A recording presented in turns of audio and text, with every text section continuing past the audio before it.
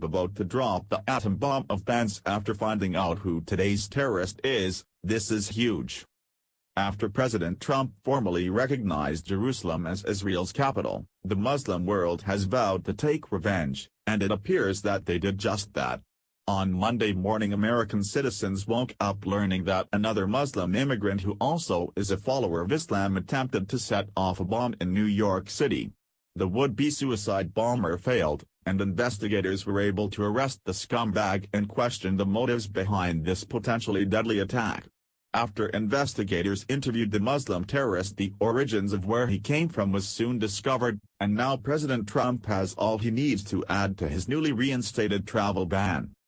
This morning, when everyone was waking up and getting ready to head to work, the news came in that another terrorist had struck New York City.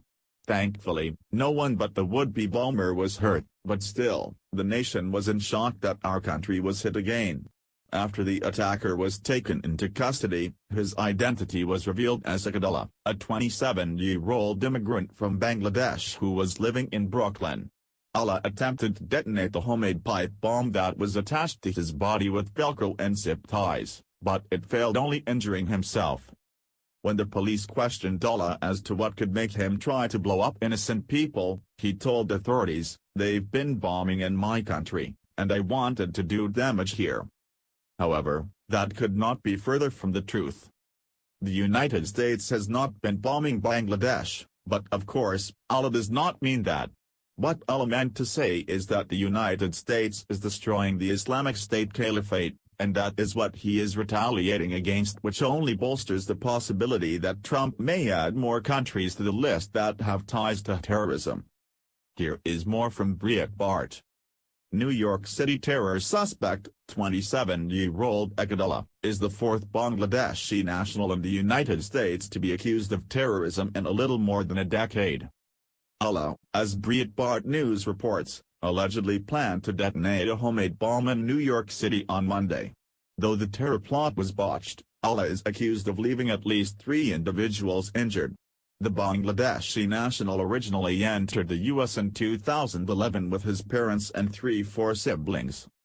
The terror suspect is the fourth Bangladeshi national to enter the U.S. as an immigrant, only then to plot to harm Americans.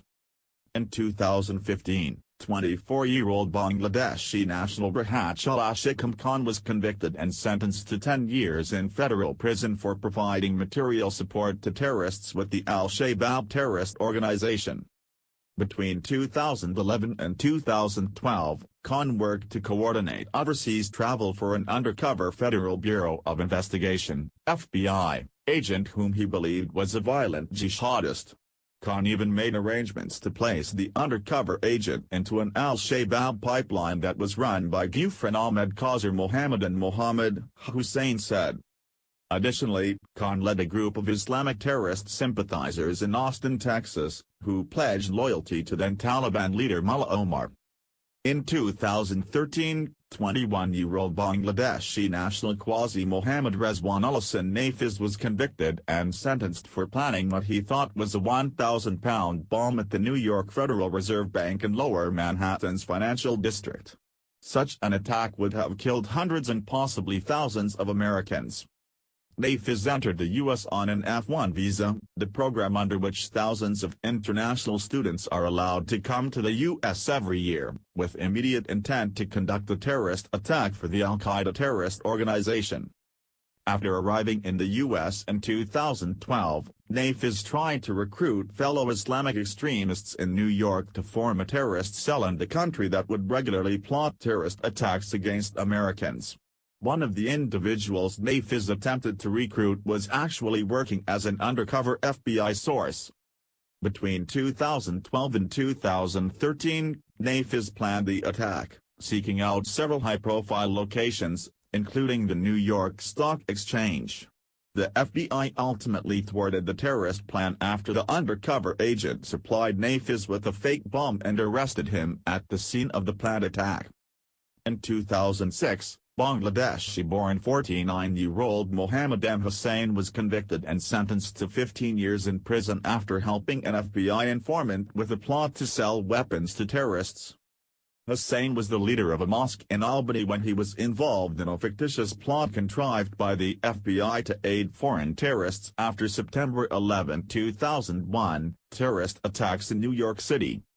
As Breitbart News reported, mass immigration from Bangladesh has been spurred by a process known as chain migration, where new immigrants can bring an unlimited number of foreign relatives to the U.S. with them.